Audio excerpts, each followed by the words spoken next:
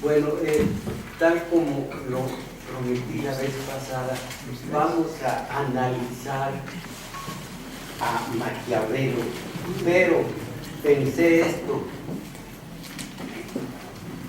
reuní todo el material de este hombre que me parece mucho, muy interesante, pero se necesitaba ese contexto que mostrara todo lo que Maquiavelo vino a hacer obsoleto.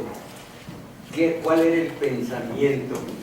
¿Cuál era el pensamiento político que Maquiavelo vino a rectificar? Con eso de, ya lo vamos a ver, que es muy conocido,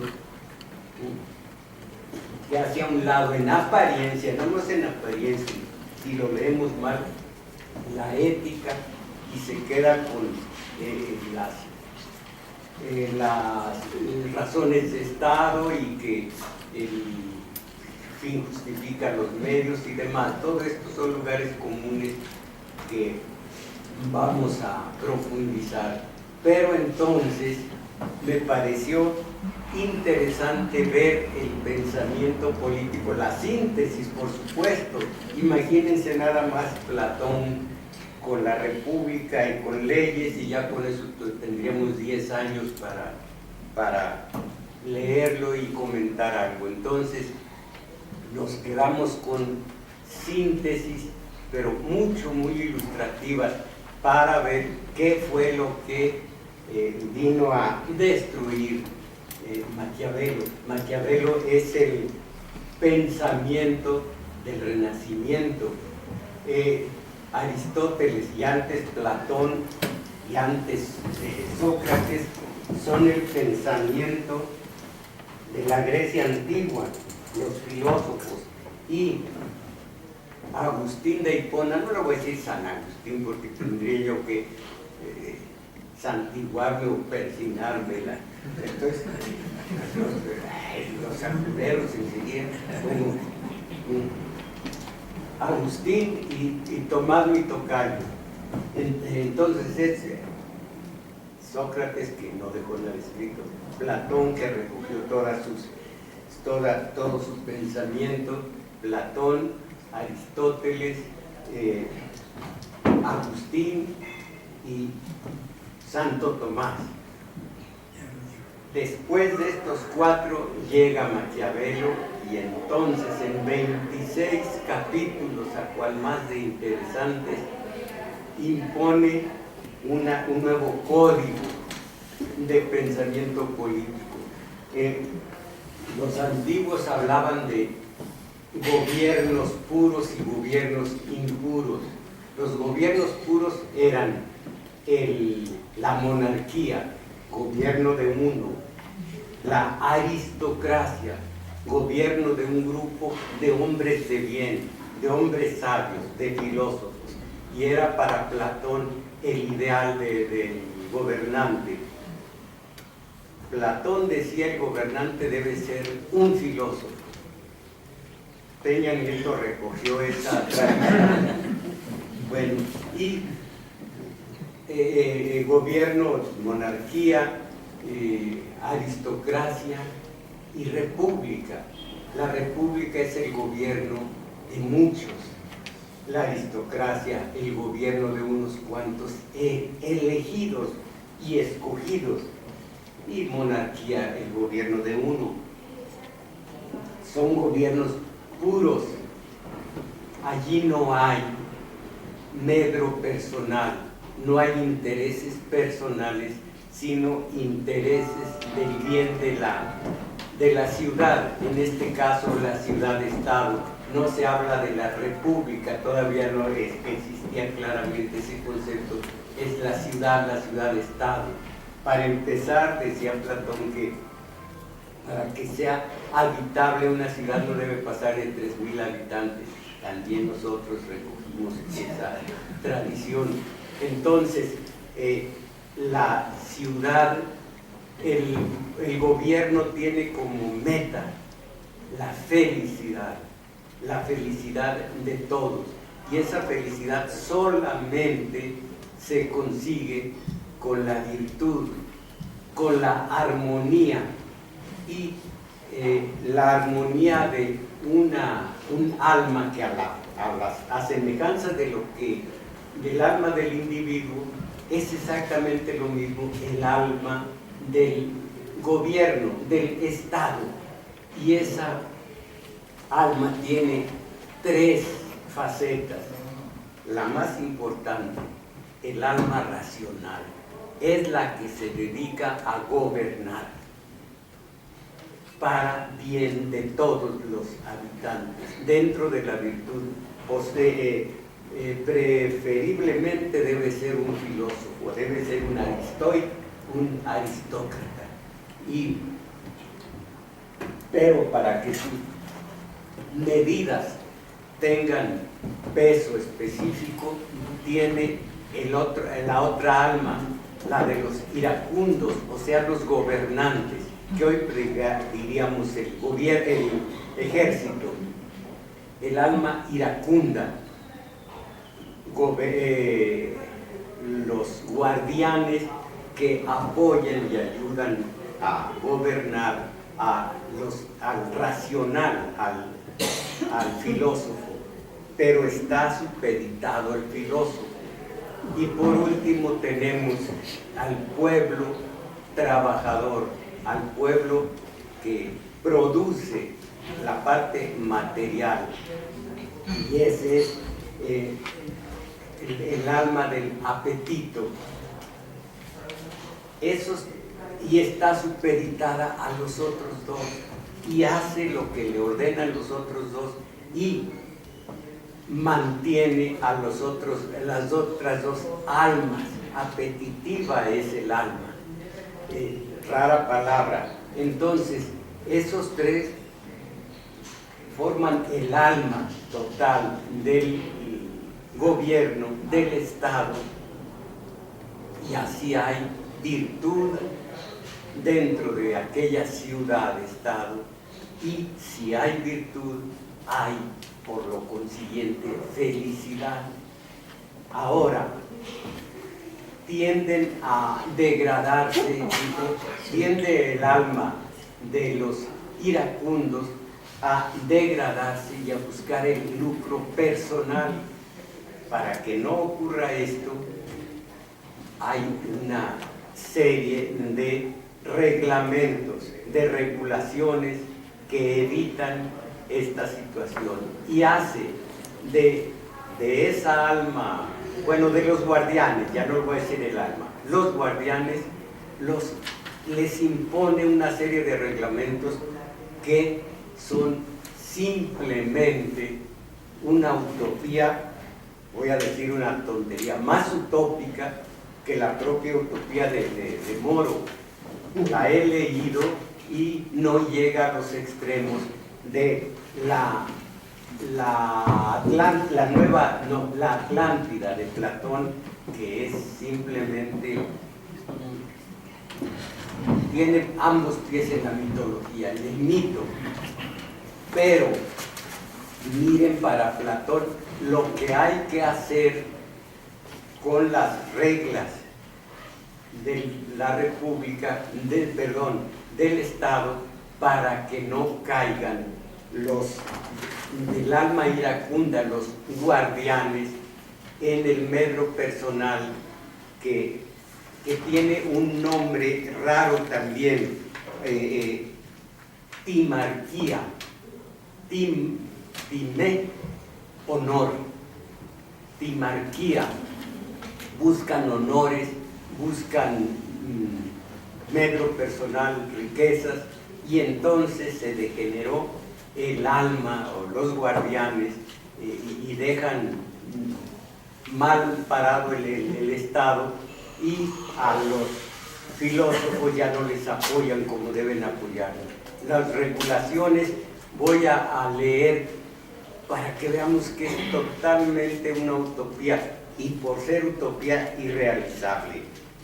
Así como en el individuo la armonía entre las partes de su alma tenía como fin la felicidad, Del mismo modo, la armonía de las jerarquías del Estado en el ideal platónico tiene como finalidad la felicidad del cuerpo político.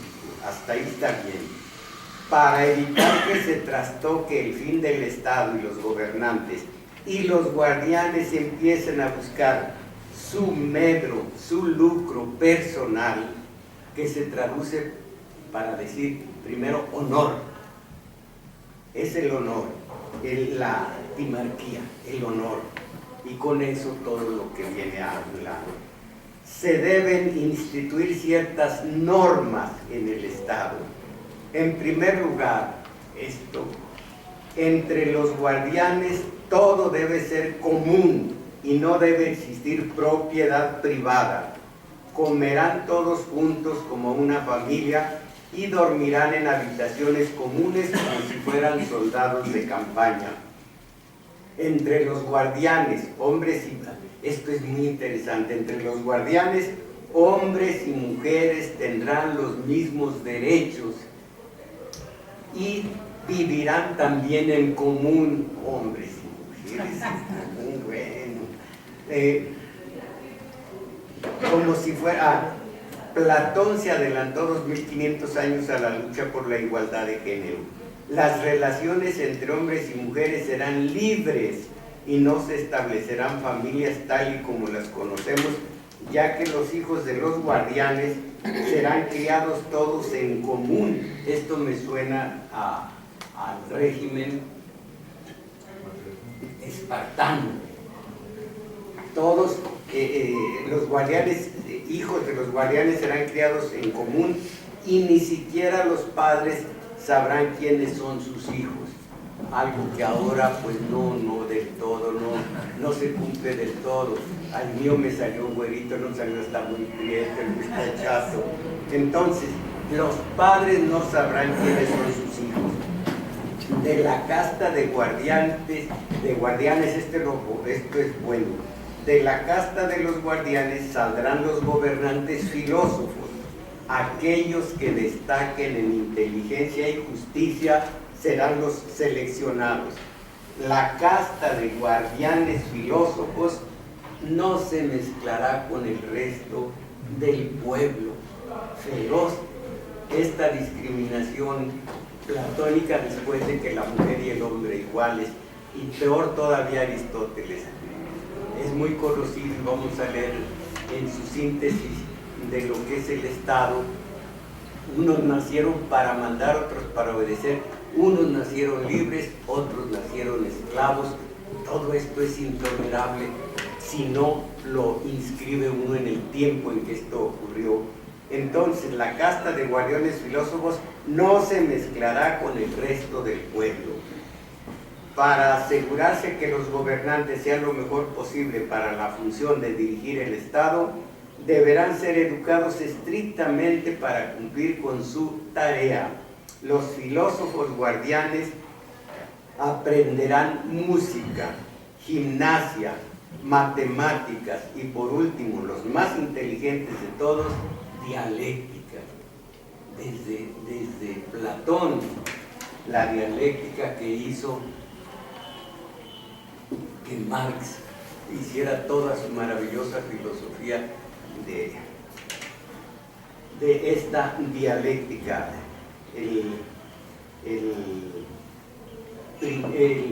la ley de los contrastes. Aquellos que sean capaces del conocimiento supremo de la idea de bien serán los gobernantes filósofos a una edad no menor de los 50 años. Veo que esto es imposible ya en la realidad nuestra, en la 2500 años más tarde, pero qué curioso, la distopía es así, es absolutamente fácil de aplicar a lo que ocurre hoy día en nuestros gobiernos. ¿Alguien ha leído 1984? De Orwell. Sí, de Orwell. Sí. ¿Alguien ha leído? No, ¿alguien sabe de quién? De Orwell. No, sí, le entendí. lógica. Bueno, entonces, la distopía, exactamente lo que está ocurriendo hoy día, no solo en Estados Unidos con el Gran Hermano, sino también en México, en tantos países, pero exactamente lo mismo. Y de alguna manera, forzando la situación, un mundo feliz. ¿Entiendes? Un mundo feliz. ¿Cómo se llama el hermano de Aldous? Tenía que agarrar Julián, que era el científico, y Aldous se apoyaba en el científico para hacer en este caso con los esclavos en la Noria, y un mundo feliz. Un mundo feliz es peor que 1984, porque acá todavía hay manera de rebelarse, aunque así les va a los rebeldes. En cambio, en un mundo feliz, con el soma que se les aplica diario y a veces varias veces al día, felices. Su soma marca TV Azteca o Televisa, y también marca, iba a decir whisky, no, tequilita y todo, no. ¿Cómo se llama? Cacardiosidad, cacardí. Eso es lo popular entre la tropa. Entonces, la distopía es reconocible en nuestro país. La utopía, simplemente, imagínense que aquellos que sean capaces del conocimiento supremo de la idea de bien serán los gobernantes filósofos a una edad no menor de los 50 años, lejísimos de nosotros. Pero esto, y lo de Aristóteles y lo de Tomás y lo de Agustín, nos dirá que cuánto vino a borrar de todo esto Maquiavelo. El estado ideal es llamado por el autor aristocracia, que significa gobierno de los mejores. Pero este estado ideal puede degenerar. Fíjense ustedes cómo en materia de defectos, en materia negativa, sí podemos aplicarlo a nuestro país. Puede degenerar este gobierno de los mejores. Cuando en este estado ideal los guardianes guerreros empiezan a ocupar la posición que corresponde a los filósofos, aparece el primer sistema político degenerado, la dimarquía. Como les digo, los que buscan honores, pero más allá del honor es buscar riquezas, malavidas y demás. La timarquía. En la timarquía los guardianes acumulan riquezas y el poder a espaldas del pueblo trabajador. No cometen excesivos desmanes, pero el deseo de honores es lo que mueve sus decisiones en vez del bien de la mayoría. Ya comienza a degenerar el estado ideal, el estado perfecto de los gobernantes filósofos, de los hombres de bien. La timarquía degenera en oligarquía. Vamos a ver qué es la nuestra el día de hoy, nuestra forma de gobierno. La timarquía degenera en oligarquía, que es gobierno de pocos, en donde la clase dirigente está compuesta ya no por los guerreros, sino por aquellos que poseen las riquezas. Ya la timarquía se baja todavía más a ser la oligarquía, porque ya tienen el poder y ya tienen la riqueza, y son unos cuantos, poder y riqueza. Ya que en la timarquía el fin de los gobernantes era acumular honores y riqueza, es lógica la evolución hacia la oligarquía. El mayor problema de la oligarquía es la cohesión social. Es donde dijo Platón, dijo Aristóteles, ya no estoy seguro, nomás digo Ya el primero que lo dijo fue Licurgo, precisamente el espartano, el de Micenas, dijo, para evitar, distribúyase la tierra para evitar los dos delitos fundamentales, la riqueza y la pobreza. El primero fue Licurgo. Y alguien dirá que Licurgo tal vez no existió, porque tiene un códice perfecto y porque su vida fue modelo de virtud. En fin, Licurgo es uno de los legisladores casi tan grandes como estos que acaban de darle el bono de por vida a los magistrados del tribunal. Bueno, entonces, el mayor problema de la oligarquía es la cohesión social. En este sistema de gobierno existen dos estados en uno: el estado de los pobres y el estado de los ricos, siempre en conflicto entre sí. Miren ustedes, ¿quién sube al poder? Al que ayudan, al que quieren subir los de la oligarquía, los grandes capitales, pero no solamente los grandes capitales, sino también los honores, como el alto clero, como los propios de la partidocracia. Ellos son los que elevan a uno de ellos al poder. Entonces, el estado de los ricos siempre en conflicto con el de los pobres. La paupérrima situación de la clase pobre en la oligarquía lleva a la oligarquía, en degenerar en democracia, o sea, el gobierno del pueblo.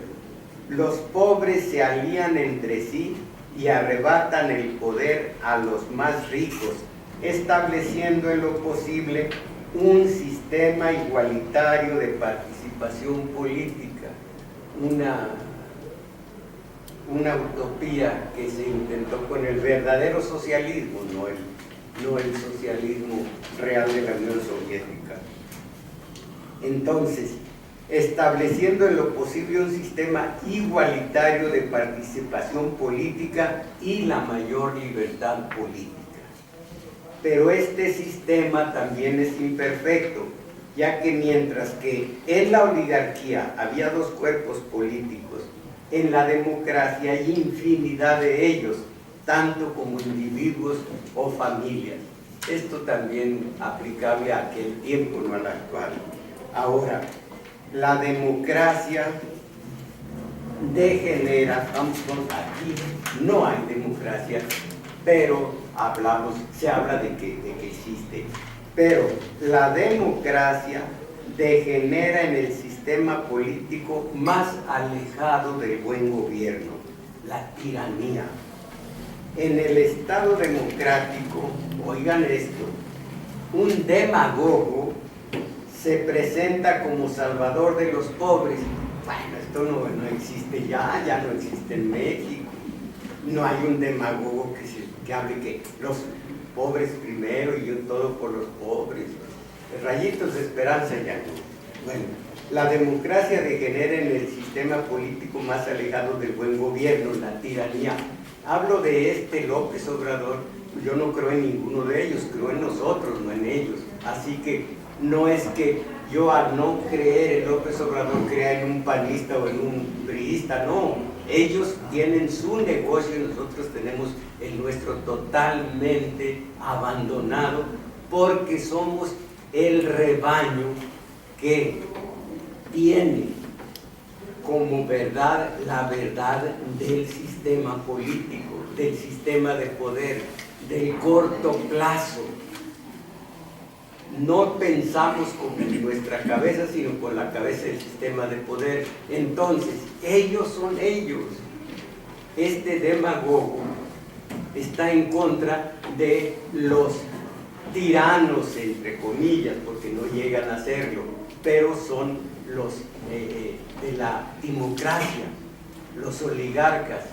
no creo en ninguno de ellos, creo en nosotros. Así que cuando digo el demagogo aquí en México, pienso en López Obrador, pero eso no quiere decir que lo descalifique y hable y crea yo que los otros todos son peores de peores.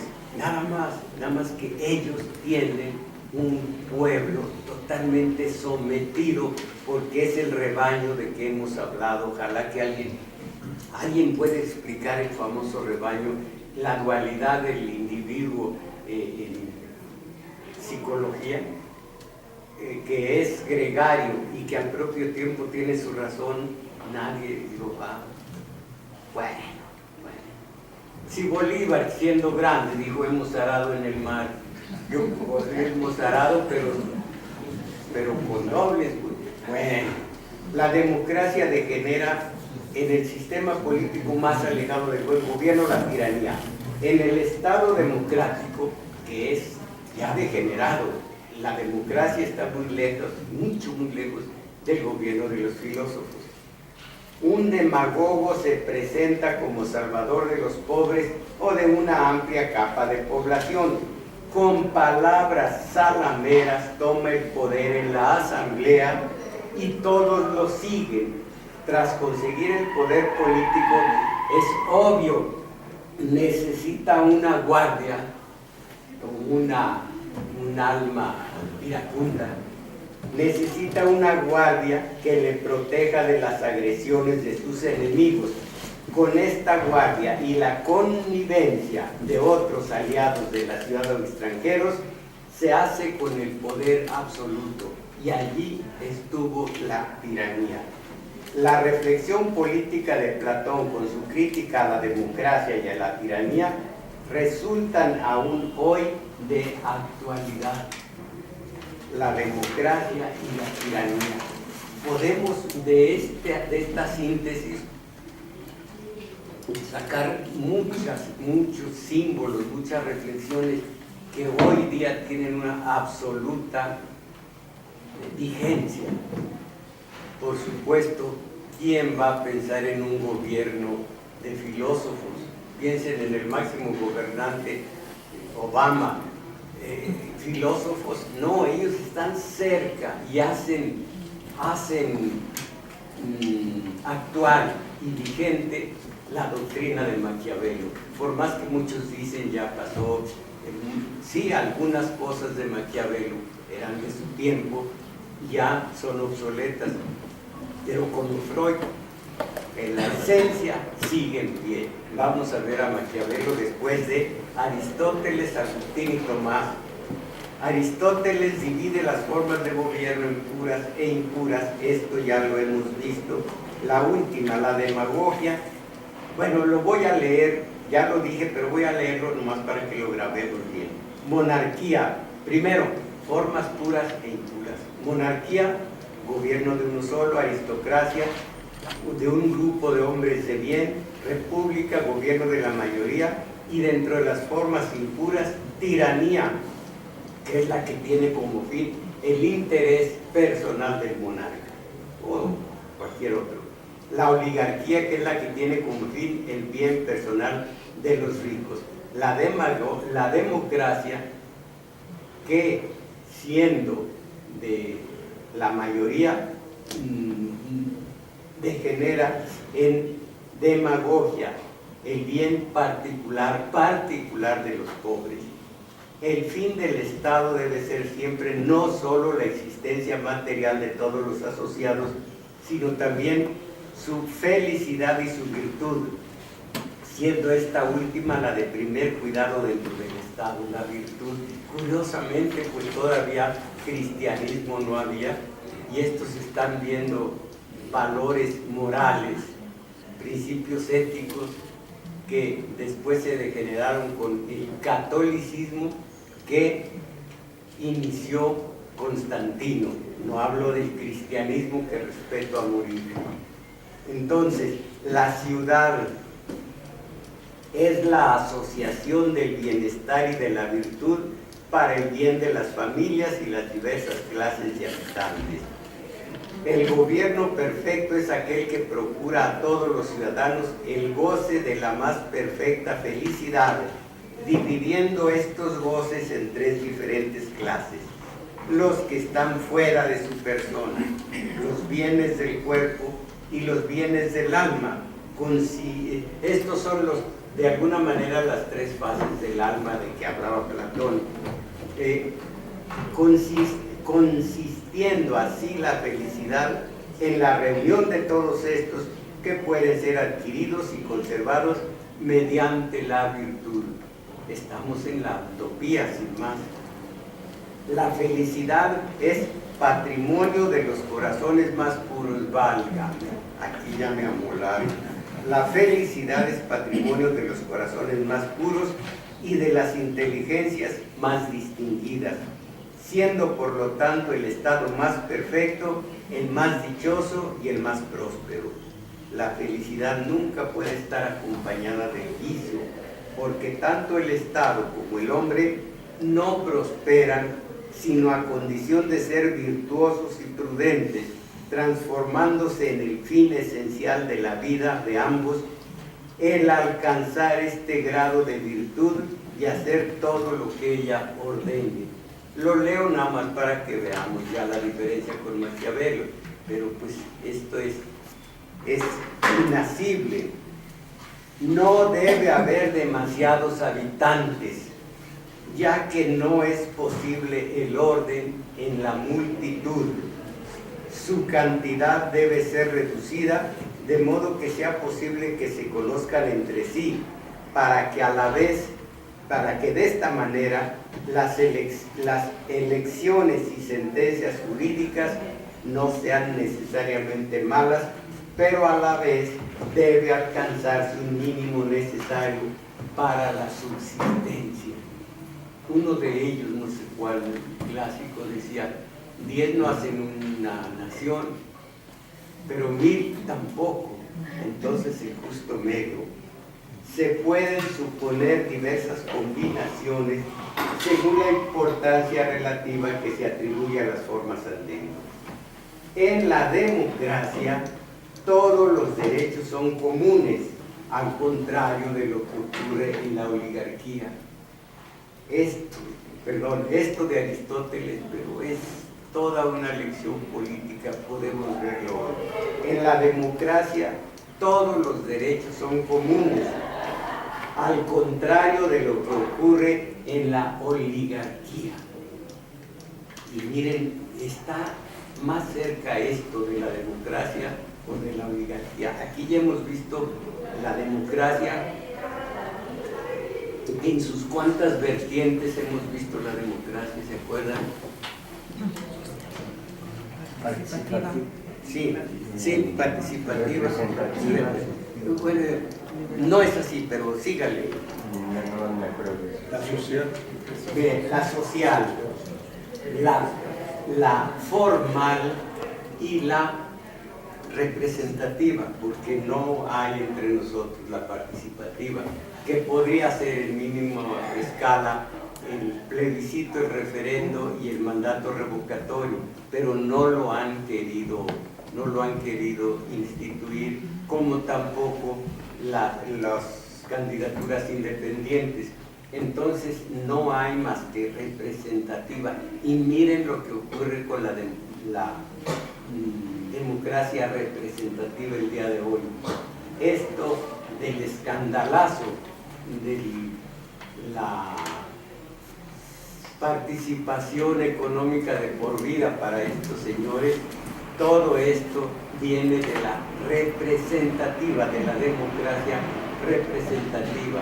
La formal nomás el puro ir a votar, y la social un desastre, sobre todo si oyen mañana lo que es el empobrecimiento hoy de estas mayorías y la forma inescrupulosa de manejar los dineros de los representantes populares. Entonces, lo único bueno, que esto está muy claro, que es: en la democracia todos los derechos son comunes, al contrario de lo que ocurre en una oligarquía.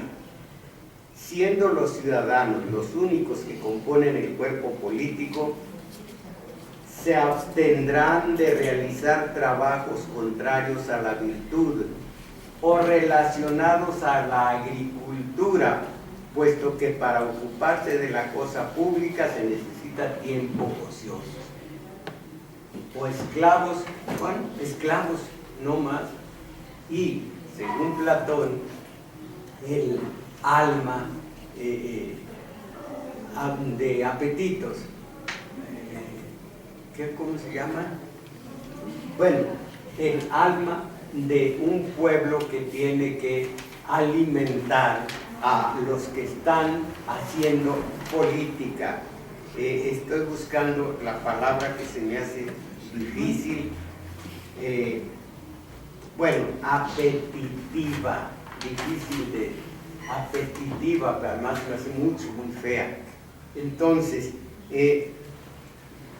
siendo los ciudadanos los únicos que componen el cuerpo político, aquí no lo dicen, pero los ciudadanos lo son cuando son capaces de darse un gobierno que mande obedeciendo, un gobierno al que hay que obedecer como mandantes de él. Entonces, aquí no lo dice, pero cuando habla de ciudadanos, ¿por qué los demás son los que tienen que trabajar en la agricultura? Porque no son ciudadanos.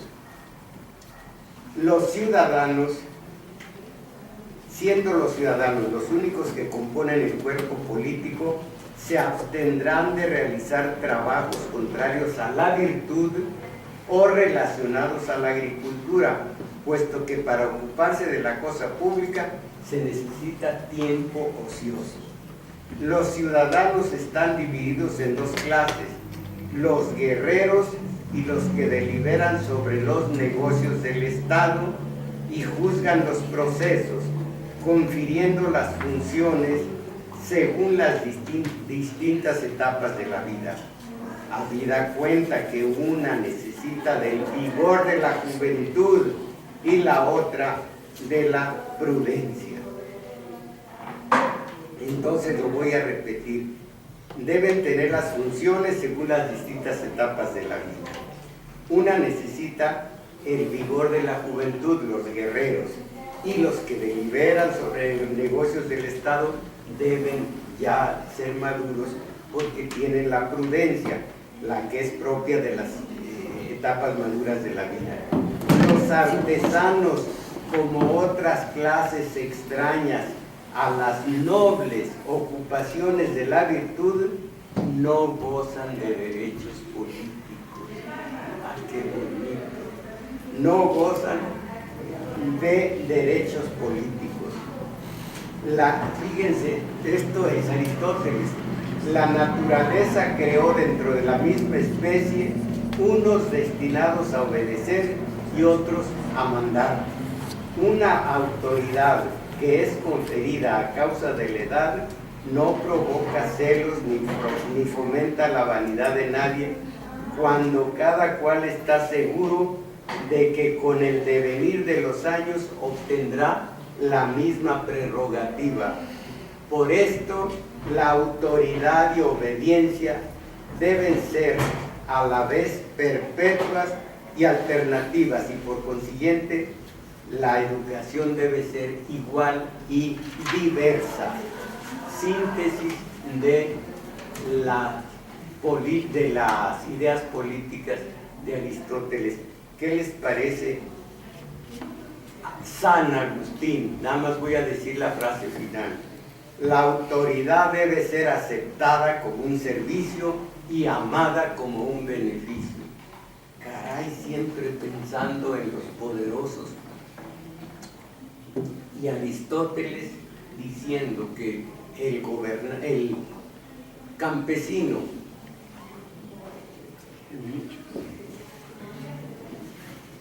el alma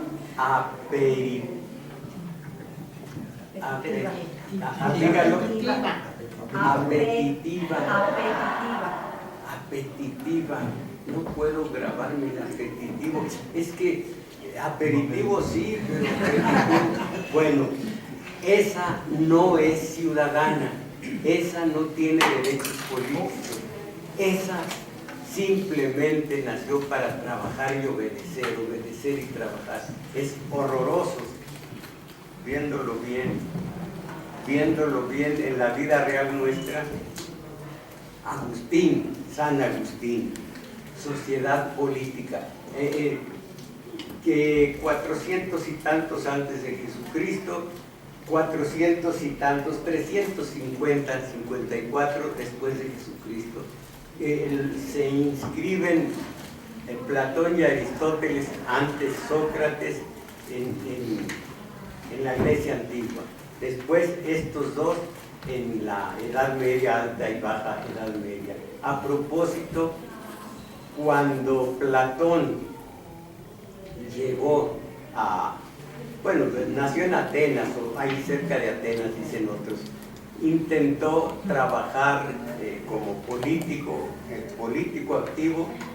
Primero lo vendieron como esclavo y después había 30 tiranos que la oligarquía los colocó allí, 30 tiranos para que manejaran el Estado, pero la oligarquía de nueva cuenta vio que la tiranía no era buena y los oligarcas degeneraron en democracia, y la democracia en Atenas ejecutó a Sócrates, la democracia. Entonces, viendo todo esto, Platón dijo: ya no voy a seguir en el ejercicio de la política, y se dedicó a los jardines de Academo, a hacer la academia, pero ya no estaba en activo, sino en la enseñanza. Academo fue un héroe, para mí no es héroe, que a los Dioscuros, a Cástor y Pólux, cuando Teseo robó a Helena, estos andaban buscando a su hermana. Uno era, como dijo el curita aquel, sáquenme ese vendedor, ¿se acuerdan? Son muy ruidosas. Los Dioscuros andaban buscando a su hermana Helena, robada por Teseo. Ahora, esto que les digo es fruto de lecturas muy serias, nada de pasquines ni demás, pero se dice que Teseo robó a Helena y la entregó todavía virgen. ¿Se acuerdan del pasaje de Sodoma y Gomorra? Bueno, pues eso, siendo una adolescente, Helena,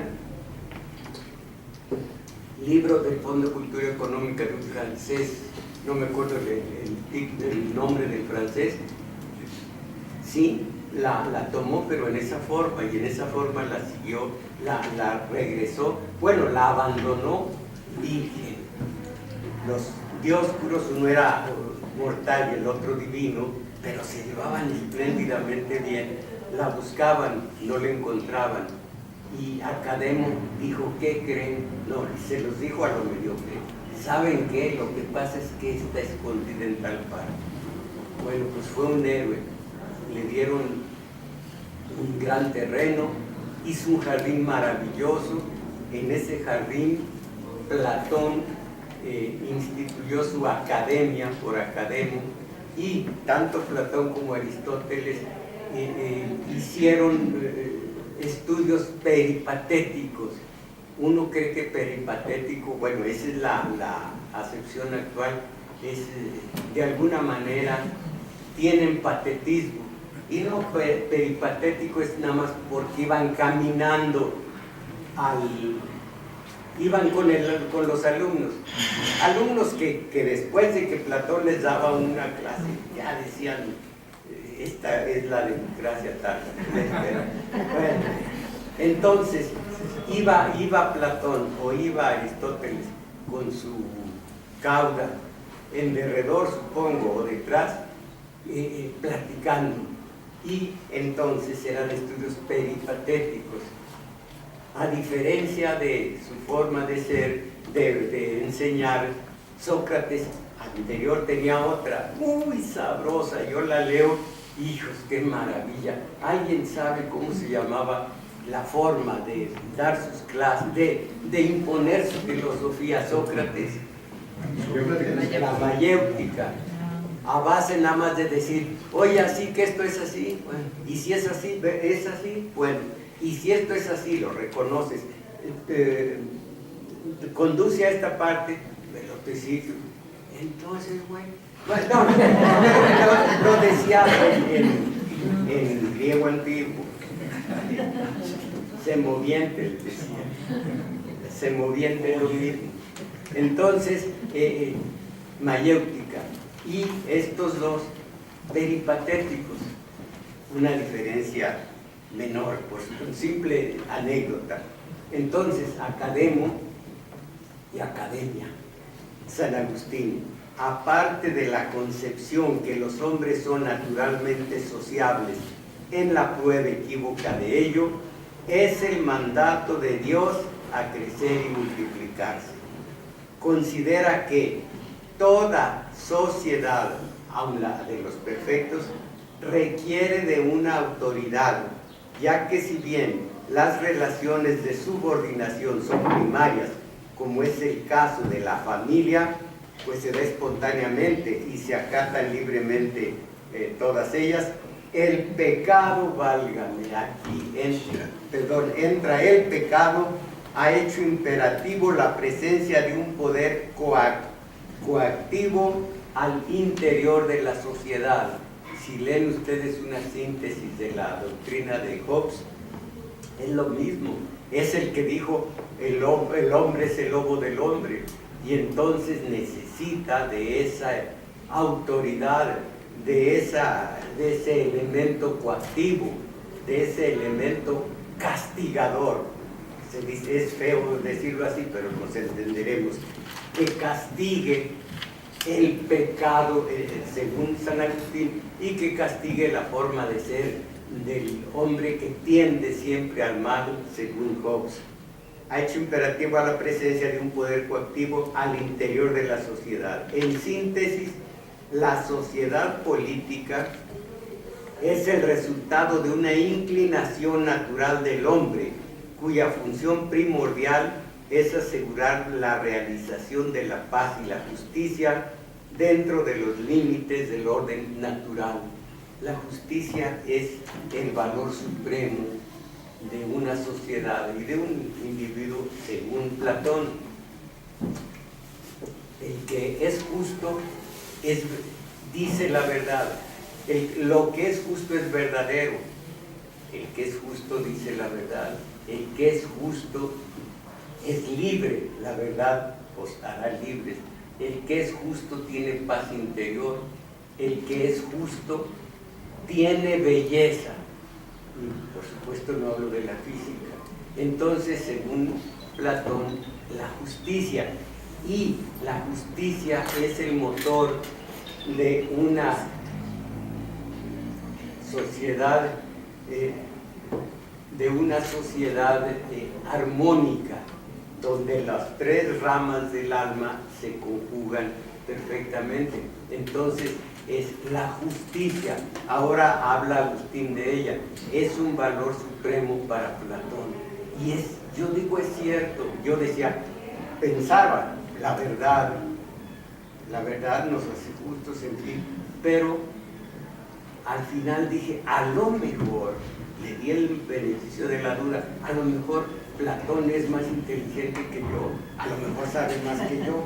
Bueno, entonces la justicia, el que es justo es libre, el que es justo procede con verdad, y el que procede con verdad es libre, y el que es libre tiene paz interior, y el que tiene paz interior tiene belleza. No me refiero a la belleza física. Entonces, aquí habla también de la justicia. Para San Agustín, la sociedad política está insertada irremediablemente entre la lucha entre las dos civitas, dos ciudades, Civita Dei, ciudad terrena, y Civita, ¿cómo se llama la otra? Bueno, ciudad de Dios y ciudad terrena.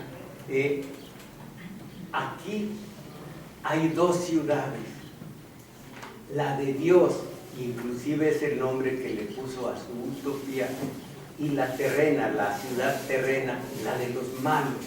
Es la división entre el bien y el mal. Para San Agustín, la sociedad política está inscrita irremediablemente entre la lucha entre las civitas Dei, de Dios, la ciudad, civitas terrena, ciudad de Dios, y la ciudad terrena. La ciudad de Dios, la ciudad terrena, la primera está integrada por ángeles buenos y hombres santos, la ciudad de Dios. La ciudad terrena, la ciudad de Dios, aquí no lo dice, está simbolizada por Jerusalén, y la ciudad terrena está simbolizada por Babilonia. En el Apocalipsis, ¿alguien se acuerda cómo le dicen a la ciudad, a Babilonia? La ramera. Es la síntesis de toda maldad, la ramera, la ciudad de Babilonia, y la síntesis de toda bondad, Jerusalén. Todo esto a escala de símbolo. Entonces, la de Dios está integrada por ángeles, la de la terrena, o sea, Babilonia, por hombres perversos de todos los tiempos. En ella todos los tiempos, en la primera predomina el amor a Dios. Aquí es una sintaxis pésima, y por lo mismo está difícil de entenderla. Todos los tiempos predomina el amor de Dios en la ciudad de Dios. El amor propio hasta el desprecio propio, el menosprecio a Dios, es de la ciudad terrena. Son las dos ciudades, Jerusalén y Babilonia. La justicia, la sociedad política pagana no da lo que corresponde al Dios verdadero. Por lo tanto, solo hay una verdadera justicia, y esta se da en el cristianismo. Por fortuna no dijo en el catolicismo, que yo no estaría de acuerdo, en el cristianismo. Acuérdense que el cristianismo es el seguimiento del precepto síntesis de Jesús, amar al prójimo como a sí mismo con hechos, eso lo digo yo. Entonces, ese es el cristianismo.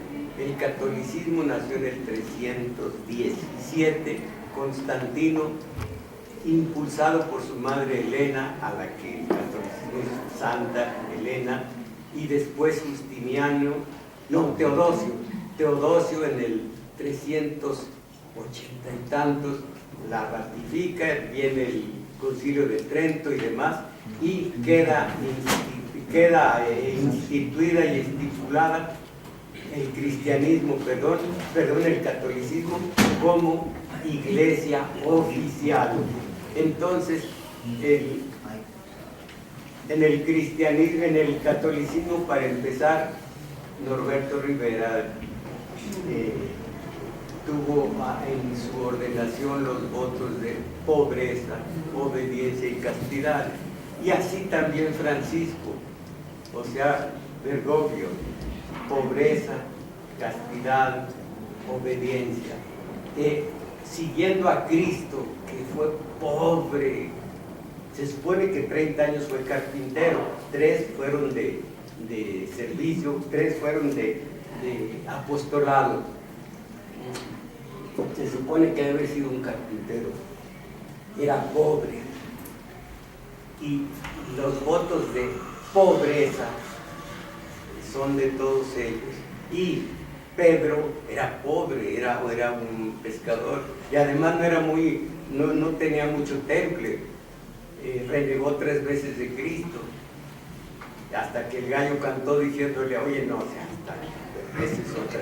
Entonces, allí vemos cómo el catolicismo es de manga ancha, aquí cerquita, Fox y la señora de Briviesca. No entraron dos altos clérigos, Norberto y Onésimo, e hicieron que los hijos de toda su reverenda Marta fueran postizos o no existieran, porque no se casó la señora con Manuel Briviesca, el de Zamora. Todo esto a base de un tejemaneje horroroso. Yo fui seminarista y conozco la religión. Esto es horrible lo que sucede a esas... Imagínense un santo, Juan Pablo II, el de los dineros triangulados a Panamá y luego a Solidaridad de Lech Walesa. Todo esto, el Banco Ambrosiano, todo esto cuando los estudia uno, con suicidios de banqueros del Banco Ambrosiano, no van a ser santos.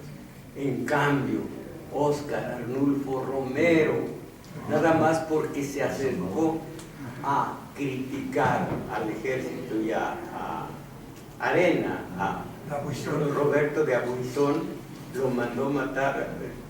El mero Dios le mandó un cáncer allá donde les conté, fulminante, a Diabuzón. Bueno, entonces Juan Pablo II dijo: detengan el proceso de beatificación de Monseñor Óscar Arnulfo Romero, arzobispo de San Salvador en El Salvador. Caramba, ve uno eso y es como lo que ve uno en la política, que están dándole esa no bono, sino esa pensión millonaria a estos. Ve uno las cosas y se vuelve escéptico. Se vuelve escéptico, como decía en unos versos maravillosos del Dante: ya ni en la paz de los sepulcros creo. Pues sí, no es de Dante, pero son del ánima de Sayula. ¿Qué le pide a la Divina Comedia el ánima de Sayula? Ya ni en la paz de los difuntos creo, cuando ve uno eso. Entonces, la justicia, la sociedad política pagana no da lo que corresponde a Dios verdadero. Por tanto, solo hay una verdadera justicia y esta se da en el cristianismo. La existencia de la República Cristiana y en la consecuencia, caramba, la existencia de la República Cristiana, en consecuencia, es muy difícil, el gobernante perfecto será el cristiano. En la República Cristiana, el gobernante perfecto será el cristiano. Lo estoy traduciendo. Autoridad y poder. San Agustín establece una diferencia entre autoridad y poder, cosa que es absolutamente cierta. 3, 4 ancianos ya no pueden levantarse de donde están sentaditos, van los jóvenes y dicen: ¿qué hacemos, tatas? Hagan esto, hagan aquello. Tiene autoridad. Ya estos no tienen poder, el poder la tienen los jóvenes, pero que acatan a la autoridad, que es la que sabe, es la que merece respeto.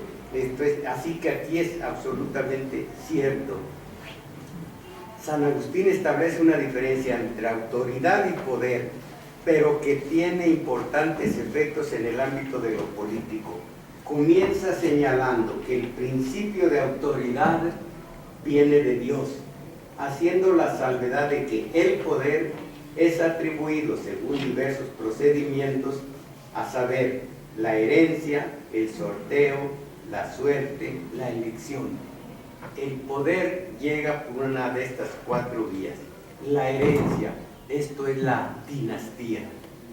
El sorteo, pues esto no lo conozco. Conozco como sorteo el ostracismo, pero ese no es para quitar el poder. La suerte y la elección. Con base en estas afirmaciones, le es posible deducir que Dios no designa directamente ni la naturaleza de los regímenes establecidos, ni la persona que gobierna, y que la historia es dirigida por la providencia divina, en cuyos designios nada sabemos, pues son desconocidos. Ahí está la verdad revelada y ahí está el misterio en todo lo que concierne a una religión. Verdad revelada, misterio y dogma, y con eso se topa el individuo, como aquí en el IFAI. Sí, pues pide usted esta clase de información, pero no la tenemos.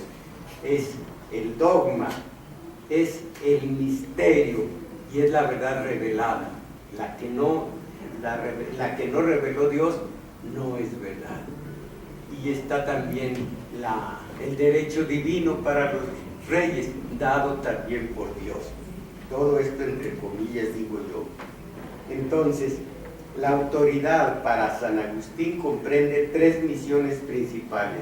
Son servicio de dirección, de prevención y de aconsejar.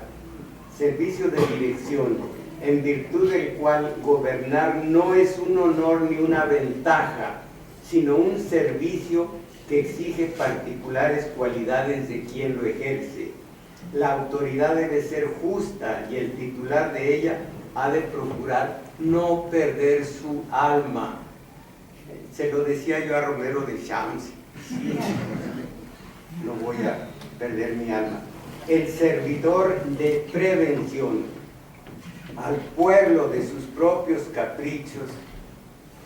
Supongo que aquí hay que proteger al pueblo de sus propios caprichos, por lo cual el titular de la autoridad no debe satisfacer automáticamente la voluntad del pueblo, pues éste puede estar errado y el complacerlo conduciría a la sociedad a la decadencia.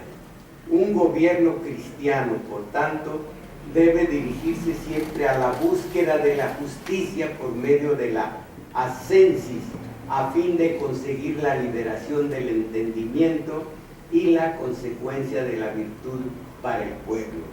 Y el servicio de aconsejar se enfoca en el pueblo a ayudarlo a decidir sobre los mejores caminos a seguir. En este sentido, la autoridad debe ser aceptada como un servicio y amada como un beneficio.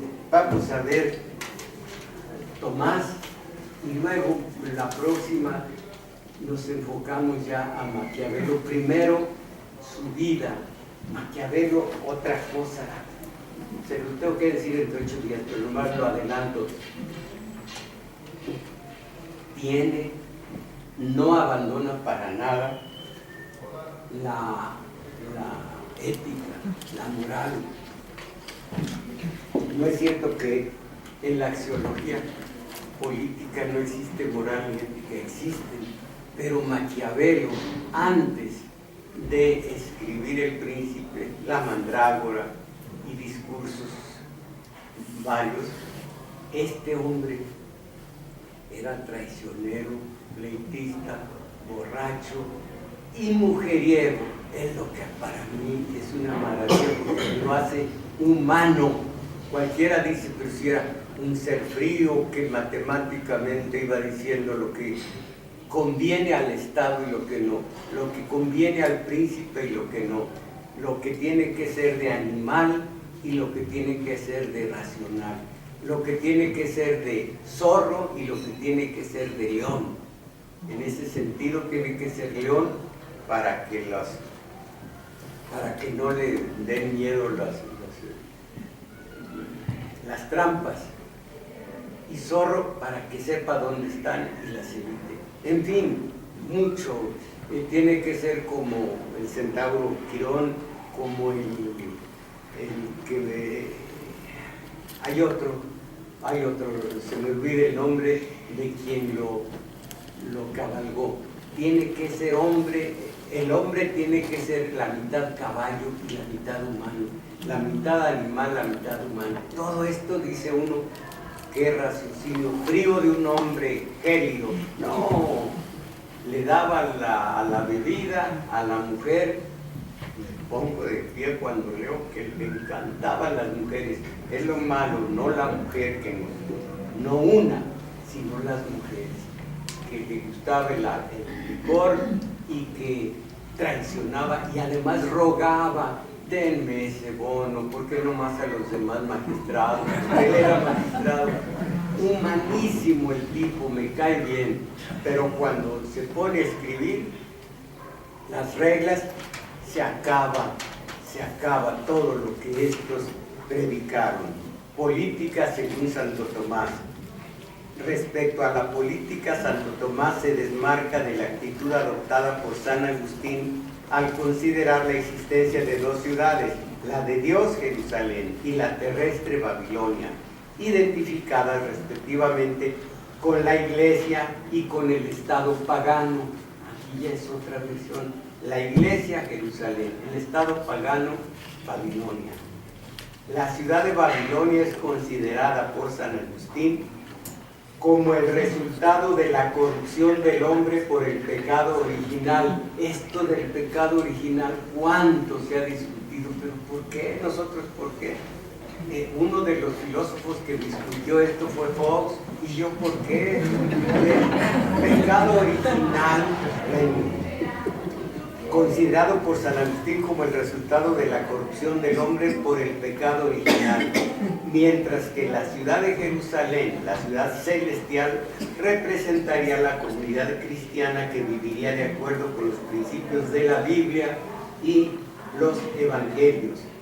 Las circunstancias sociales y la evolución de las formas de poder en el siglo XIII, especialmente los problemas derivados de la relación entre la Iglesia y el Estado, llevaron a Santo Tomás a un planteamiento distinto, inspirado también por la política aristotélica, aunque teniendo en cuenta las necesarias adaptaciones al cristianismo. Esta es exactamente la escolástica, que tiene como base razón y fe, la razón supeditada a la fe, pero adaptación de Aristóteles y de Platón al cristianismo. Razón y fe, fe que prevalece sobre la razón.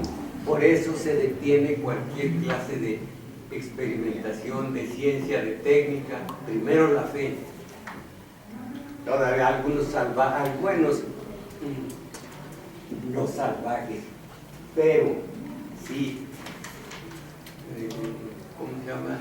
Supercherías algunos todavía dicen que la Tierra es redonda.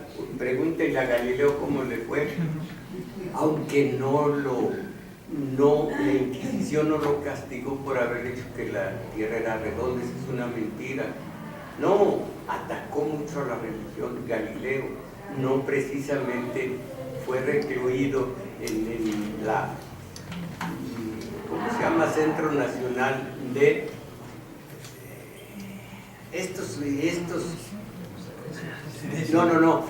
que los recluyen 40 días y demás. Arraigo, Centro Nacional de Arraigo. No, a él lo castigaron, pero por sus ideas religiosas, no por decir que era redonda la tierra. Entonces, la ciudad de Babilonia considerada resultado de la corrupción. En la de Jerusalén vivían quienes se atenían a la Biblia y los evangelios.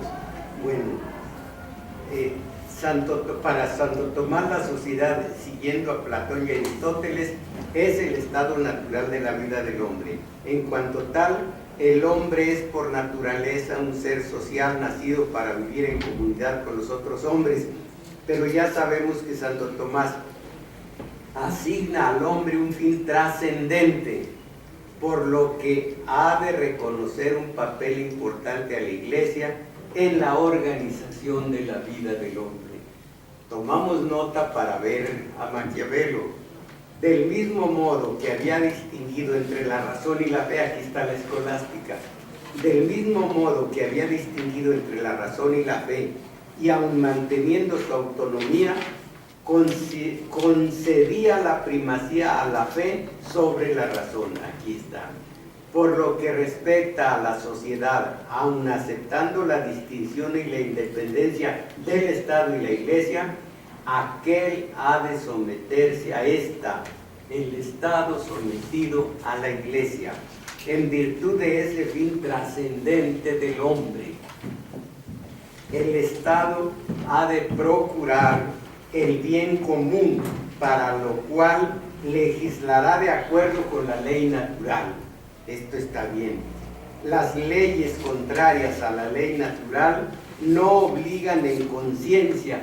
Esto posteriormente, Sófocles, ¿cuál fue la obra de Sófocles?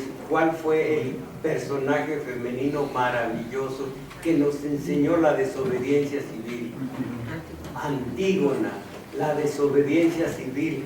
Lo que va contra la ley natural no obliga en conciencia, también lo dijo Santo Tomás.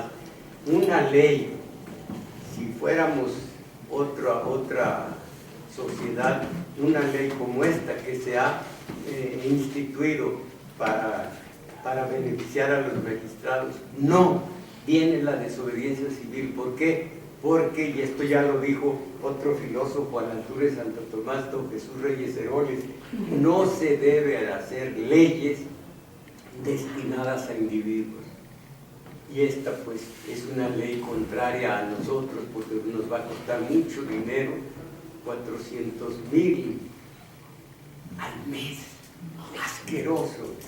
El Estado, bueno, entonces, las leyes contrarias a la ley natural no obligan en conciencia. Por ejemplo, las contrarias al bien común o las dictadas por egoísmo. Las leyes contrarias a la ley divina deben rechazarse y no es lícito obedecerlas, marcándose claramente la dependencia de la legislación civil respecto de la legislación religiosa. Caramba, qué rudas estaban rudos estos pensamientos de la Edad Media. Respecto a las mejores formas de gobierno, Santo Tomás sigue a Aristóteles distinguiendo 3 formas buenas y 3 formas malas de gobierno, que son la degeneración de las anteriores. Aunque la monarquía parece proporcionar un mayor grado de unidad y de paz, la monarquía, aunque esto lo reconoce, tampoco descarta las otras formas de gobierno válidas y no considera que ninguna de ellas sea especialmente deseable por Dios. Estas son 4 síntesis que nos muestran claramente que estaba privada en los 2 paganos y en los 2 cristianos esta forma de que se supeditaba todo al bien común, a la justicia, y que era la autoridad, la máxima instancia, y que, no voy a decir el alma apetitiva, muchas gracias, caramba, ¿qué haría yo sin? El alma apetitiva no tiene derechos, no tiene garantías, no tiene más que trabajar para alimentar a los guardianes del grupo selecto de filósofos. Maquiavelo, entre los filósofos y el príncipe, hace esta diferenciación hermosa, categórica, aplastante. El filósofo, el príncipe. Hay que hacerse amar de las mayorías, pero no olvidemos también el meterles miedo. Vamos a ver primero al Maquiavelo humano, que, como les digo, es exactamente como cualquiera de nosotros, tan traicionero, tan borracho, tan mujeriego, tan pedigüeño como cualquiera de nosotros. Y después, otra síntesis de los 26 capítulos, y entonces veremos que ese es el... Es suyo. Sí. No, pues, Aviéntelo. miren una cosa, después de esta vergüenza, ¡ya! Miren, tengo yo una enemiga que me dijo, ya verás cómo voy a vengarme de ti. Como nadie me llama, nunca nadie me llama, yo no tengo... ¡Anda!